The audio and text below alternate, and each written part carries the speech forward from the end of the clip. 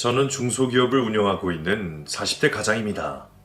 시골 출신의 가난한 소장농 아들의 눈 한쪽까지 잃고 불우한 어린 시절을 보냈던 제가 지금 이런 위치에 올랐다는 것은 누구에게나 놀라운 일일 겁니다.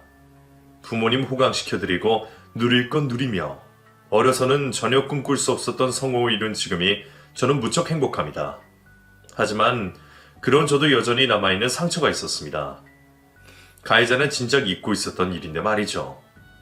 너른 마음으로 용서를 해줬다면 좋았겠지만 그 정도로 큰 그릇이 아니었던 저는 뒤늦게 그놈에게 복수를 할 수밖에 없었습니다. 그놈과의 악연은 오래전부터 시작되었습니다. 그놈과 저는 같은 시골 마을 출신의 동갑내기였지만 사정은 너무 달랐습니다. 제가 남의 땅 빌려 농사 짓는 가난한 집 아들로 어디서든 길을 펴지 못하고 조용한 성격이었던 반면에 그놈은 땅 부자 아버지를 두고 덩치도 또래보다 한참 컸어 동네 대장 노릇을 하던 아이였죠. 그놈은 뭐가 마음에 안 드는 건지 어려서부터 저를 괴롭히곤 했습니다. 길 가다가 괜히 돌을 던져 저를 때리거나 동네 애들을 주동해서 저를 따돌렸었죠. 시골이라 매번 같은 학교로 진학할 수밖에 없었고 그때마다 저는 그놈의 목표물이 되어 괴롭힘에 시달려야 했습니다. 한창 치기 어린 중학생 사내 아이들이 얼마나 짓궂고 잔인한지 아실 겁니다. 자기들은 장난이라며 돌을 던졌겠지만 개구리는 그 돌을 맞고 죽는 법이니까요. 늘 개구리 신세였던 저는 그놈이 던지는 돌에 속수무책 당할 뿐이었습니다. 하도 괴롭힘에 시달린 탓에 가끔은 어른들 도움이라도 받고 싶었지만 그놈 아버지 땅을 빌려먹고 사는 우리 집 사정에 저는 그놈 앞에서 큰 소리 한번 내지를 못했습니다. 억울해도 속상해도 그냥 당해줘야만 하는 것이 제 팔자라 생각하며 그래서 그날도 저는 그놈의 억지 요구를 거절하지 못했죠. 저희 학교 근처에 폐공사장이 있었는데 보통 그런 곳은 인적이 뜸해 비행 청소년들의 아지트가 되곤 했습니다. 그래서 상표와 그 패거리들이 항상 노는 곳이었죠. 그놈에게 괴롭힘 당하는 게 일상이었던 제게도 그곳은 익숙한 곳이었습니다. 자기 심심할 때면 그곳으로 불러서 저를 괴롭히곤 했으니까요. 한번 크게 치고받고 해서 벗어날 수도 있었겠지만 그러다 우리 집 밥줄이 끊기면 어쩌나 싶은 생각에 저는 그놈의 말을 무시할 수 없었습니다. 그런데 어느 날 상표 그놈이 저한테 말도 안 되는 짓을 시키더군요. 철근들이 박혀 요철들이 튀어와 있는 바닥을 멀리 뛰어보라고 말이죠. 그놈에게는 그런 게 그저 재미있는 유흥거리였던 모양입니다. 당해야 했던 저는 당연히 못하겠다고 망설였지만 죽고 싶냐며 윽박지르는 그놈의 협박에 저는 결국 질 수밖에 없었습니다. 그래도 멀리 뛰기로 충분히 뛸 수 있는 거리였기에 저는 눈 딱 감고 뛰어보겠다 생각했죠. 그런데 그 순간 상표 그놈이 일부러 제 다리를 걸어 저를 넘어뜨렸습니다. 제대로 뛰지도 못한 저는 그대로 철근들이 박힌 땅 위로 넘어지게 되었고 하필이면 철근이 눈을 찌르는 바람에 눈 한쪽을 크게 다치며 기절한 채로 병원으로 실려가게 되었습니다. 급히 수술을 받고 처치를 했지만 저는 결국 한쪽 눈을 잃고 말았습니다. 그 전까지 저의 꿈은 공군 파일럿이었습니다. 가난한 우리 집 형편에 그나마 공부 좀 하던 제가 잡을 수 있는 몇 안 되는 구름사다리였거든요. 하지만 그런 저의 꿈은 김상표 그놈에 의해 하루아침에 무너질 수밖에 없었습니다. 겨우 16살의 나이에 실명 판정을 받게 된 저는 세상이 무너지는 기분이었죠. 어쩔 수 없이 참고 계시던 부모님도 그때는 더 참지 못하시고 그놈을 경찰에 신고하셨습니다. 하지만 동네 경찰들은 지역 유지인 그놈 아버지 때문에 그놈의 편을 들어주었습니다. 아이들끼리 장난을 치다 벌어진 안타까운 사고였을 뿐 그놈에게 고의성이 절대 없었다는 말이었죠. 그때 우리 부모님은 무척 가난하셨고 시골 경찰에 대항할 힘이 없는 분들이셨습니다. 저희 부모님에게 어쩔 도리가 없다는 건 저도 잘 알고 있었습니다. 그랬기에 저도 어른들에게 알리지 못하고 오랫동안 괴롭힘에 시달릴 수밖에 없었겠죠. 미성년자라 제대로 처벌을 받지도 않을 것이고 결국 계란으로 바위치기가 되게 뻔한 일에 저도 기대를 접을 수밖에 없었습니다. 하지만 그놈과 그놈의 부모는 사과 한 번 하지 않았습니다.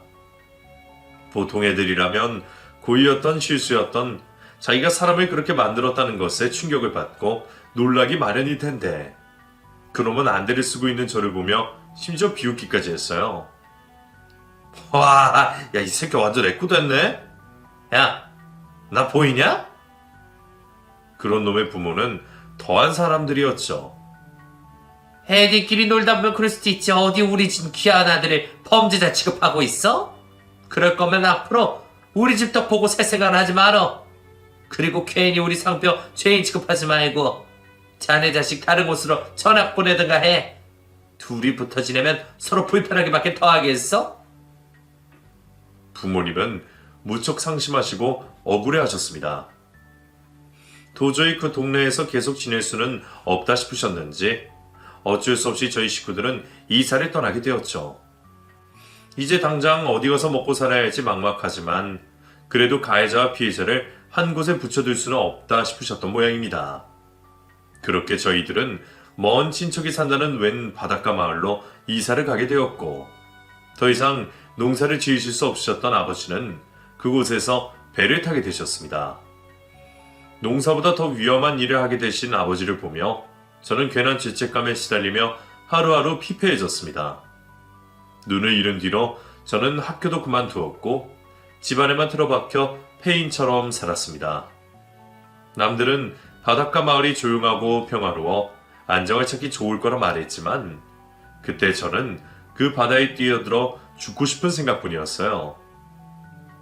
가난한 집에서 태어나 가진 재산이라고는 멀쩡한 육신뿐이었는데 이제는 눈 한쪽마저 잃고 어렵게 품었던 꿈까지 빼앗겼으니 저는 더 살아야 할 이유를 찾지 못했습니다. 한쪽 눈으로 사는 건 그때나 지금이나 쉽지 않은 일이었습니다.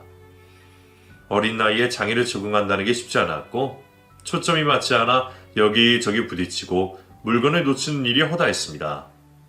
그러다 보니 저는 방황을 하고 도저히 마음을 잡지 못했고 매일 죽고 싶다는 생각만 하고 살았어요. 하지만 저는 저보다 제 걱정 안 하는 부모님을 모른 척 할 수 없었습니다. 저를 위해 어떻게든 버티시는 부모님을 위해 저도 살아보려 다짐을 할 수밖에 없었습니다. 결국 저는 죽기를 포기하고 그 힘으로 살아내기로 결심했습니다. 쉬운 각오는 아니었지만 그때는 분노가 저의 원동력이 되어 주었어요.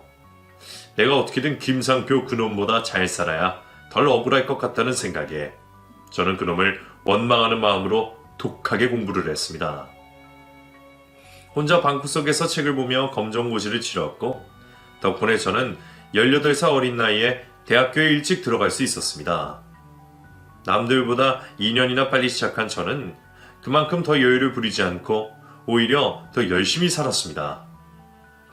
경제와 정치를 복수 전공으로 배우며 누구보다 바쁜 하루를 살았죠. 남들은 젊은 청춘이 아깝다며 저를 안쓰러워했지만 저는 살기 위해 어쩔 수 없는 선택이었습니다. 조금이라도 더 나은 사람이 되지 않는다면 제 스스로 인생을 포기해버릴까 싶은 생각에 성공하는 것이 제가 살아갈 수 있는 유일한 길이라 생각했었거든요. 그 덕분에 저는 조기 입학에 조기 졸업으로 남들보다 이른 출발을 할 수 있었고 그 후 회사에 취업을 해서는 여러 회사를 다니며 사업수완을 배우며 30대의 이른 나이에 스타트업 회사를 차려 제 입지를 다져가게 되었습니다. 남들처럼 놀러 한번 못 가보고 이런 성공이었기에 당연히 고통과 노력이 따를 수밖에 없었지만 그래서 그만큼 더 값졌던 것 같네요. 덕분에 저는 가난하고 힘없는 저희 부모님의 인생을 펴드리고 제 가족을 제대로 책임질 수 있는 사람이 되었습니다. 어느덧 사랑하는 여자를 만나서 행복한 가정도 꾸리고 힘들었던 과거는 다 잊고 살 수 있게 되었죠. 그랬던 제가 이제 와서 그 악연을 다시 만나게 될 줄은 몰랐습니다. 벌써 수십 년이나 지난 일이고 고향을 떠나온 지도 한참 되었기에 그놈을 마주하게 될 거라는 생각은 해보지 못했던 게 사실이었죠. 보이지 않는 제 한쪽 눈을 볼 때마다 그놈 생각을 떠올리며 복수라도 하고 싶다는 생각을 안 할 순 없었지만 애써 잊으려 했기에 저희가 다시 만날 날이 올 줄은 몰랐습니다. 그것도 제가 운영하는 회사 안에서 말이죠. 그날은 경력직 직원을 뽑는 회사 면접 날이었습니다. 대표로서 당연히 면접에 참석해 지원자들의 면면을 미리 살펴보던 저는 익숙한 얼굴에 깜짝 놀랄 수밖에 없었습니다. 한참 오랜 시간이 지났고 다 자라지 못해 어리숙했던 그 시절의 앳된 얼굴이 사라진 지 오래인데도 그놈의 추악한 면상은 도무지 잊을 수가 없는지 저는 그 얼굴을 단번에 알아볼 수밖에 없었습니다. 차라리 내가 틀렸으면 좋겠다는 마음으로 그 면접자의 이력서를 살펴본 저는 김상표라는 이름 세 글자를 마주하고서야 오래전 기억을 다시 불러올 수밖에 없었습니다. 똑같은 이름에 졸업한 학교에 그놈의 생년월일까지 확실히 상표 그놈이 맞았습니다. 제 회사로 지발로 글로 들어온 그놈을 보고 제가 좋아해야 할지 원망해야 할지 모르겠더군요. 부끄럽지만 솔직히 말하면 겁이 먼저 났던 것이 사실이었습니다. 그놈 때문에 죽고 싶을 만큼 힘들었던 옛 기억이 다시 떠올랐기 때문이었죠. 어린 나이에 한쪽 눈을 잃고 좌절하고 방황했던 그때의 공포와 고통이 또다시 생생하게 느껴지는 듯 했습니다. 그놈 때문에 나는 내 꿈과 미래를 포기당했는데 그놈은 아무런 책임도 지지 않았습니다. 그 시절 나와 우리 부모님이 겪었어야 했던 그 수모와 치욕을 저는 평생 잊을 수 없었죠. 하지만 공포는 잠시였을 뿐 저는 이제는 완전히 달라진 그놈과 저의 위치를 되새길 수밖에 없었습니다. 그놈이 몇 줄 적지 못한 이력서만 보더라도 그놈이 얼마나 형편없는 인간인지 알 수밖에 없었습니다. 우리 회사가 아무리 스타트업으로 시작한 중소기업이라고 해도 저런 볼일 없는 인간이 지원할 만한 곳은 아닌데 말이죠. 그 시절에도 공부하는 담을 쌓았던 놈이 그 동네 상고 졸업하고 겨우 이름 모를 전문들에 나와서 공장 전전함에 일하다가 어디 제약회사에 영업 좀 뛰었다는 이력 하나로 저희 회사 영업팀 경력직으로 지원을 했던 모양입니다. 저희 회사에서는 경력직이라도 나이, 이력에 상관없이 오로지 면접과 역량으로만 사람을 뽑겠다고 했더니 이런 파리들이 꼬였던 모양입니다. 덕분에 그놈을 이렇게 마주하게 되어 반갑기도 했습니다. 처음에는 예상치 못한 만남에 당혹스럽고 불쾌하기도 했지만 사실 저도 내심 그놈이 어떻게 살고 있는지 궁금하기도 했었습니다. 아픔을 겪은 후로는 매일 열심히 살기 바빠서 그놈 원망할 여유도 제대로 없었지만 저도 먹고 살만해지고 나니까 나한테 그런 짓을 한 놈은 어떻게 살고 있을까 궁금해지더군요. 그래서 한번 소식을 알아볼까 싶기도 했지만 그때는 그런 생각을 접어둘 수밖에 없었습니다. 내 힘으로 이런 위치까지 올라온 제가 그런 쓸데없는 곳에 힘을 쏟고 싶지 않았거든요. 그런데 그놈을 마주하니 생각이 달라질 수밖에 없었어요. 솔직히 말하면 그놈이 나를 알아보기나 할까 궁금하기도 했죠. 그래서 저는 제가 그 회사의 대표인 것을 숨기고 가장 구석 끝에 앉아 그놈의 면접을 지켜보기로 했습니다. 안녕하십니까? 김상표라고 합니다. 딴에 긴장을 많이 하긴 했는지 과하게 우렁찬 인사말과 함께 자리에 앉은 그놈은 처음에는 저를 알아보지도 못했습니다. 아니, 그 구석까지 눈을 줄 여유가 전혀 없어 보였죠. 그 모습에 그놈에게 이 회사 면접이 얼마나 중요한 일인지 알아차릴 수밖에 없었습니다. 학창시절 그놈은 여간에서 긴장을 하거나 겁을 먹는 성격이 아니었습니다. 애초에 어른들이고 선생님들이고 무서운 줄 모르는 놈이었으니 당연한 말이었죠. 지역 유지들과 알고 지내는 자기 아버지 덕분에 선생님들도 그놈은 웬만하면 건드리려 하지 않았고 덕분에 그놈은 자기 마음 편히 활개를 치고 다니며 저는 그놈이 긴장한 모습을 보지 못했습니다. 저를 다치게 한 일로 경찰서에 불려가 조사를 받을 때에도 그 얼굴에는 그 나이대 아이들이 느낄 만한 긴장이나 공포가 전혀 없었거든요. 그런 놈이 겨우 이런 면접 자리에서 겁을 먹고 있다니 저는 참 이상한 생각이 들었습니다. 어쩌면 세월이 지난 만큼 그놈도 많이 달라졌을지 모르겠다는 생각도 들었습니다. 시골을 벗어나 더 큰 세상을 살아보니 세상이 자기 생각만큼 만만치 않다 싶었을 수도 모르고 처자식을 두고 잃을 것이 생겨 두려움이 생겼을 수도 있겠다 싶었습니다. 한때는 복수할 수도 없는 그놈을 원망하는 내 자신이 비참해서 차라리 그놈이 개과천선해서 내가 용서를 해줄 수 있기를 바란 적도 있었습니다. 근데 그놈이 정말 변했다는 생각을 하니 갑자기 실망감이 들더라고요. 저는 여전히 그놈을 원망하고 증오하고 있었던 모양입니다. 그래도 그놈이 예전과 달라졌고 제게 진심으로 사과를 한다면 아마 저는 그 복수심을 다시 제 속에 묻어버릴 수밖에 없었을 겁니다. 하지만 사람은 쉽게 변하지 않았습니다. 면접장에서는 저를 알아보지도 못하고 눈 한 번 마주치지도 못한 채로 면접에 망쳤던 놈이 면접장을 나와 화장실에서 마주친 제게 완전히 다른 반응을 보이는 겁니다. 혹시 박종호? 너 박종호 맞지? 제가 진작 버려버린 제 옛 이름을 부르며 저를 알아보는 그놈을 보자 저는 조금 놀라웠습니다. 그 일이 있고 새로 태어나고 싶어서 개명까지 했거든요. 나만 옛 기억을 품고 있던 것은 아니구나 싶은 생각에 조금 안심이 되기도 했습니다. 그래, 나 박종호야. 나 기억해? 그럼 당연히 기억하지. 야, 너 여기 왜 있어? 너도 면접 보러 왔냐? 아니, 나 여기 회사 일해. 지나가다가 너 같아서 따라와봤더니 정말 맞구나. 너 정말 여기서 일해? 이야, 이 새끼 완전히 출세했네. 옛날에 완전 내 꼬붕이었는데. 야, 나 합격하면 네가 내 뒤 좀 잘 봐줘라. 알겠냐? 사람 본성이 쉽게 변하는 게 아닌 건데 제가 그놈을 너무 과대평가했던 모양입니다. 아니나 다를까 그놈은 여전히 옛 기억에 취해 사는 듯 보였습니다. 제가 자신의 꼬붕이었다며 유세를 떠는 모양새가 그 시절 그놈의 모습과 한치의 다름이 느껴지지 않았네요. 너, 나 제대로 기억하는 거 맞아?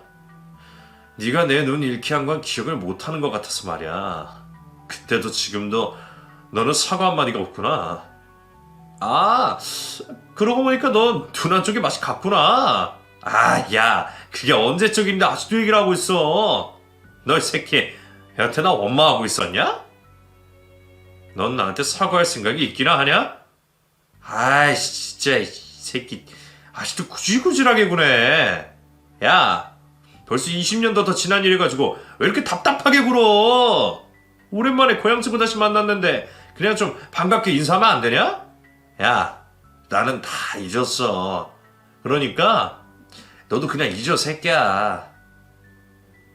세상에 어떤 인간이 자기가 그렇게 만든 피해자 앞에서 그런 소리를 할 수 있을까요? 제가 그런 인간이 아니어서 그런지 모르겠지만 저는 함부로 제게 잊으라 말하는 그놈을 도저히 이해할 수가 없었습니다.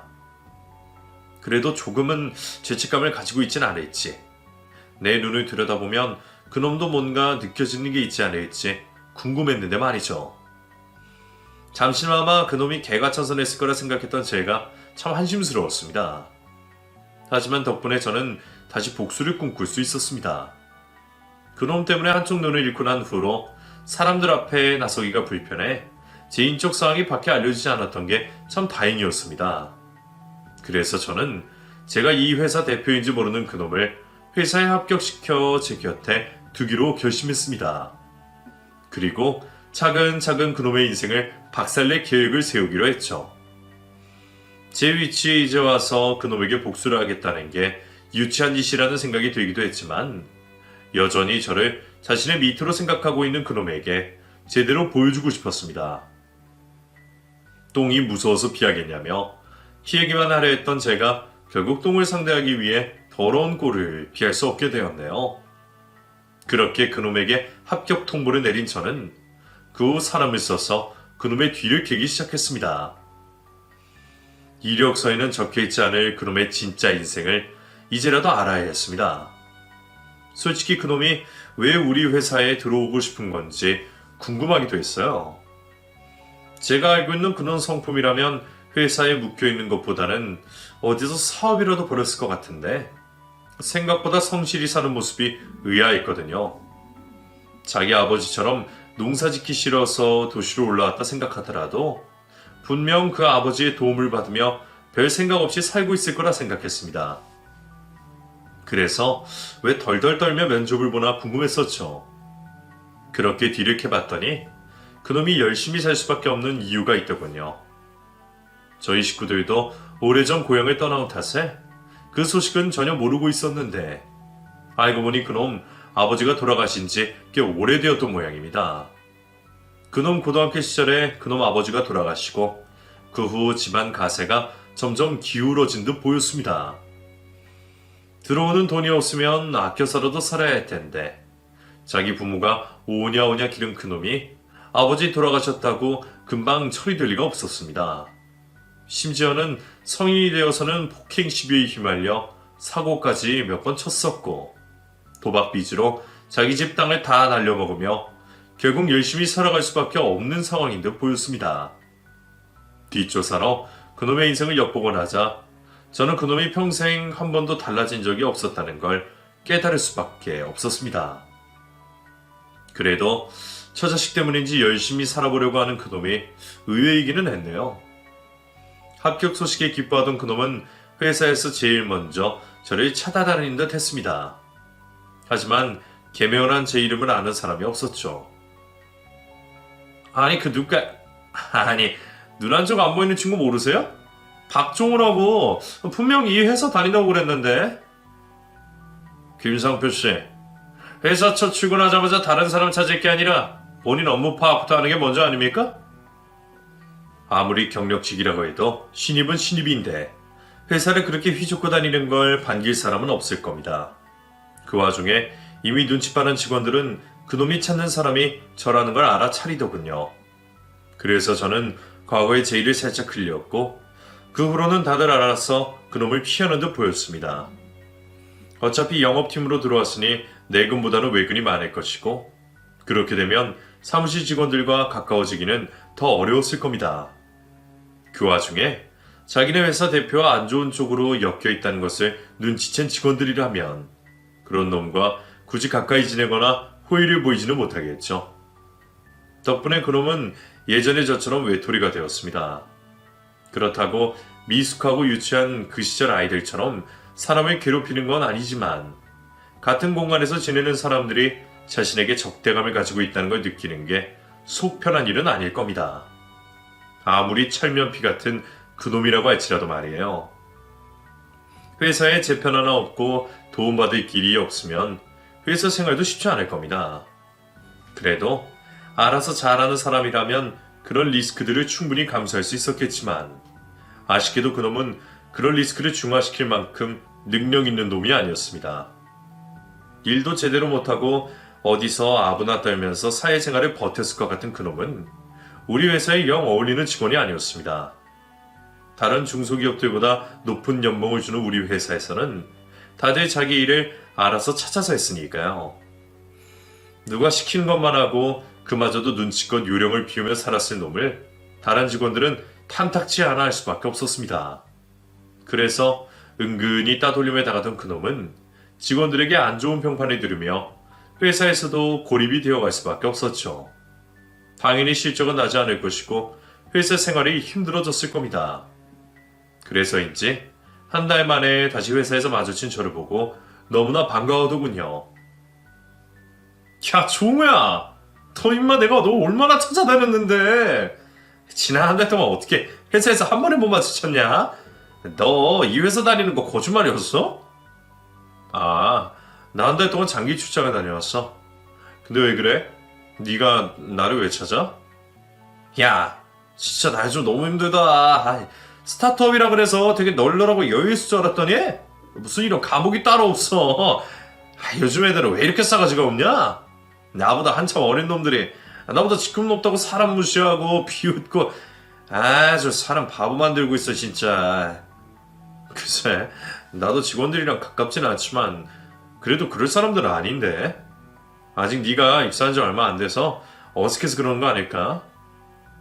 아니라니까?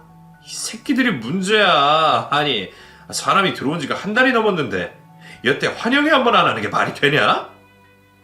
그리고 이 회사는 왜 회식을 안 해? 회식이라도 한 번 해야 술 좀 먹고 속풀이라도 할 텐데. 술을 안 마셔서 그런가? 말도 편하게 못하고 진짜 미쳐버리겠다. 그러니까 네가 나 좀 도와주면 안 되겠냐? 우리 둘이 고향 친구라고 소개도 좀 해주고 네가 회식이라도 좀 하자고 말이라도 꺼내봐. 역시나 우리 회사에 전혀 어울리지 않는 그놈은 내 회사에서까지 양아치 꼰대 짓을 하고 싶어 하더군요. 학창시절 하던 짓거리를 내 회사에서 하려는 그놈이 한심하기 짝이 없었습니다. 하지만 그 모습이 제가 바라고 예상하던 그 인간의 모습이었습니다. 그런 인간일수록 거짓에 현혹되기 쉽고 복수가 쉬워질 테니까요. 그래서 저는 도와달라는 그놈에게 도움을 주기로 약속했습니다. 그놈이 혹할 만한 고급 술집으로 불러내어 앞으로의 제 계획을 얘기해 주었죠. 사실 내가 회사에서 입지가 꽤 있는 편이야. 네가? 야, 너 허세 부리냐? 이 새끼 많이 컸네. 그게 아니고 진짜로. 내가 이 회사 창립 멤버 중 하나잖아. 그래서 대표님이 나를 많이 아끼셔. 나름 라인도 있는 편이고. 그러니까 내가 맨날 출장 다니면서 편하게 일하는 거 아니겠어? 그래? 하긴 처음부터 같이 했으면 그럴 수 있겠네. 그래. 그래서 내가 너를 도와줄 수 있는 거지. 사실 우리 회사가 새로 시작하는 사업이 있는데 그 일이 시작하면 여러 지역에 지점이 날 거야. 그래서 지점장 할 만한 사람들이 필요한데 원하면 내가 더 좋게 말해줄 수 있어. 진짜? 지점장? 야, 그러면 지금보다 훨씬 좋은 거 아니냐? 사람들 눈치 안 봐도 되고, 그치? 그것뿐이야. 연봉도 지금 몇 배는 더 될 거고 네 마음대로 직원들 부리고 쓸 수 있을 텐데 무조건 좋은 기회지. 안 그래도 너 가족들 때문에 회사 버티고 있는 거 아니야? 그래, 나 먹여 살릴 처자식이 있잖아. 내가 더럽고 치사해도 이 회사 버티려고 하는 이유가 뭔데? 근데 진짜 지점장만 되면 나도 이곳은 끝인 거지. 그래, 내가 어떻게든 도와줄 테니까 너는 걱정 말고 버티고나 있어. 회사에서 버텨야 지점장도 할 수 있지 않겠어? 제가 복수를 하려면 어떻게든 그놈의 곁에 두어야 했던 저는 그놈이 퇴사를 할까 걱정이었습니다. 괜히 자기 성질을 못 이겨 때려치겠다고 할까 싶어서 그놈이 퇴사를 고민하지 않고 버티도록 지점장을 시켜주겠다며 미끼를 던졌죠. 내가 여전히 자신의 꼬봉인 줄 아는 놈은 제가 자기를 도와준다는 말을 고민도 하지 않고 믿어버리더군요. 사람이 순진한 건지 내가 그만큼 머저리처럼 보이는 건지 왠지 씁쓸했지만 그렇게나 의심 없이 믿어주니 오히려 제게는 고마운 일이었습니다. 어쩌면 내가 손아대고 코 풀 수 있겠다는 생각이 들더군요. 아니나 다를까 지점장 얘기를 들은 후로 그놈은 무척 행복해 보였습니다. 회사에서 몰래 지켜볼 때마다 사람들 눈치 보며 기죽어 있던 그놈이 그날 후로는 어디서 로또라도 맞은 것처럼 고개를 빳빳이 들고 아무 걱정 없이 회사 생활을 하고 있었죠. 아마 지금 그놈 머릿속은 지점장이 되어 자기 마음대로 사람을 부리고 갑질을 하고 억대 연봉을 받으며 사치 부리고 다니는 모습을 그리고 있을지 모릅니다. 어려서부터 허세 부리고 갑질하기 좋아하고 나서던 그놈의 속을 제가 절대로 모를 수가 없었습니다. 저는 그런 그놈에게 헛바람을 들게 하기로 했습니다. 여러 가지 복수를 고민해봤지만 확실한 복수를 하기에는 마음에 걸리는 것이 있었습니다. 저도 가정이 있고 지켜야 할 것들이 있는 탓에 제 손으로 업보를 쌓고 싶진 않았거든요. 그래서 저는 그놈의 성품을 이용해서 그놈의 인생을 나락으로 빠뜨리기로 했습니다. 우선 지점장이 될 수 있게 도와준다는 핑계로 그놈과 가까이 지내면서 그놈에게 신세계를 보여주었습니다. 그놈 월급으로는 엄두도 못 낼 비싼 술자리들과 남들을 모르는 투자 얘기 나누는 골프 모임에 데리고 다니며 그놈이 분수에 맞지 않는 겉멋을 들이도록 유도했습니다. 역시나 그놈 눈이 돌아가는 게 훤히 보이더군요. 그 모임 사람들이 타고 다니는 외제차와 차값보다 더 나가는 명품 시계들, 그리고 호화로운 생활에 맛들리는 게 보였습니다. 안 그래도 처자식 먹여 살린다고 어렵다는 놈이 비싼 골프채 들고 다니며 라운딩을 다닌다는 얘기를 진작 알고 있었거든요. 혼자 골프 치러 다닐 때야 돈 한 푼 아끼겠다고 모르는 사람들이랑 조인해서 다니겠지만 이런 모임은 단독 라운딩을 돌면서 비싼 샴페인 터뜨리고 캐디들에게 팁으로만 몇백씩 던져주는 사람들밖에 없으니 그동안 자신이 몰랐던 세상에 눈이 번쩍 뜨였을 겁니다. 저는 그냥 그런 놈에게 기회를 던져줬을 뿐이죠. 근데 진짜 이렇게 돈 쓰고 다녀도 되나? 회사 법인카드로 이렇게 긁어도 되는 거야? 이건 뭐 다 접대고 사우스 아니니까. 너는 영업 뛴다는 애가 접대도 안 해봤냐? 야, 나 다니던 회사들은 접대라고 해봤자 참치집, 술집 정도지. 이 정도는 아니지. 생각보다 회사에 돈이 많긴 한가 보다. 그래, 너도 지점장 되면 이 정도는 섭섭지 않게 하게 할 수 있을 거야. 그러니까 계속 회사 일 열심히 해. 당연하지. 내가 진짜 친구 하나는 잘 뒀나 보다. 나는 솔직히 네가 나한테 억하심정이 있을 줄 알았는데 너도 그릇이 커졌구나. 그런 소리를 짓거리는 그놈을 볼 때마다 저는 제가 괜한 짓을 하는 게 아니라는 안도감을 느낄 수 있었습니다. 그렇게 그놈은 점점 끓에 꼬이는 개미처럼 단맛에 중독이 되어 갔고 언젠가부터 분에 넘치는 사치라고 다니는 꼴을 보게 되었습니다. 이거 봐. 야, 어때? 나 이번에 골프채 새로 샀는데 쥐기지? 이거 되게 비싼 거 아니야? 너 무슨 돈으로 이 비싼 걸 샀어? 할부로 긁어줘 뭐. 그래도 맨날 골프 치러 다니는데 나만 후진 거 들고 다닐 순 없잖아. 그 사람들 급에는 못해도 얼추 쪽팔리지는 않게 맞춰야지. 어차피 지점장 되면 다 메꿀 수 있잖아. 골프복도 제대로 없다며 제 옷 빌려달라던 놈이 어느 날 갑자기 수백만 원짜리 골프채를 들고 나타나는 것을 보고 저도 깜짝 놀랐습니다. 그놈 월급이야 누구보다 제가 잘 아는데 자기 월급의 몇 배나 되는 골프채를 할부로 샀다는 그놈을 보며 저는 비웃음을 터뜨릴 수밖에 없었죠. 아무리 눈앞에 황금을 보여준다 한들 휘둘리지 않는 사람들도 분명히 있을 텐데 그놈은 제가 옆구리를 찌르지 않아도 알아서 나쁜 것을 먼저 배우더군요. 여유 있는 다른 사람들 보며 괜히 겉멋이 들어있는 그놈을 지켜보던 저는 준비해 두었던 말을 흘렸습니다. 근데 종우 너 아까 최 사장님이랑 무슨 얘기한 거야? 되게 심각해 보이던데. 아니야. 그냥 별 얘기 안 했어. 아니기는 무슨. 안 그래도 최 사장님 돈 좀 만졌다고 그러던데? 너 들만하는 좋은 소식이라도 있어? 아니야. 이 새끼가 진짜. 야, 너 우리가 좀 친하게 지낸다고 내가 만만해 보이냐? 우리 이제 친구 아니야? 친구끼리 숨기는 게 어딨어? 최 사장이 투자 정보 많은 걸 내가 몰라? 좋은 정보 있으면 나누기로 해놓고 이런 식으로 할 거야? 그게 아니라 내가 보기에는 리스크가 너무 커서 위험해서 그래. 위험하든 아니든 그건 내가 판단할 테니까 빨리 얘기해봐. 저는 괜히 입을 잘못 놀려서 그놈에게 비밀을 줄 생각이 없었습니다. 그래서 투자 얘기를 흘리면서도 한 번도 그놈에게 직접적으로 투자를 권한 적은 없었죠. 하지만 제가 숨기는 척을 할수록 그놈은 미끼를 더 물었습니다. 제가 알려주기 싫어할수록 어떻게든 알아내려 안다라 하더군요. 저를 윽박지르고 친구라며 보듬고 그리고 그렇게 알아간 투자처에 투자를 하기 시작했습니다. 하지만 그 투자처들은 전부 문제가 많은 곳이었어요. 그놈이 조금이라도 생각이 있는 놈이라서 잠깐 알아만 봤더라도 얼마나 위험한 투자인지 모를 리 없었을 겁니다. 상표야, 너도 주식 해봐서 잘 알겠지만 이걸 알려준다고 해서 내가 확신해 줄 수는 없어. 이러다가 정말 문제가 생길지는 너도 나도 모르는 거잖아. 어쨌든 투자하고 나머지는 다 네 책임인 거 알지? 그럼 알지. 내가 등신이야. 내 돈은 내가 알아서 할 테니까 너는 신경 쓰지 마. 그리고 원래 하이 리스크 하이 리턴 아니냐? 저번에도 네가 위험하다 했는데 수익 봤잖아. 그 윤 사장이나 최 사장이나 다들 그런 식으로 돈 번 거라며. 남들 모르는 정보를 얻어야 부자가 되는 거지. 나도 이참에 큰 돈 좀 만져보자.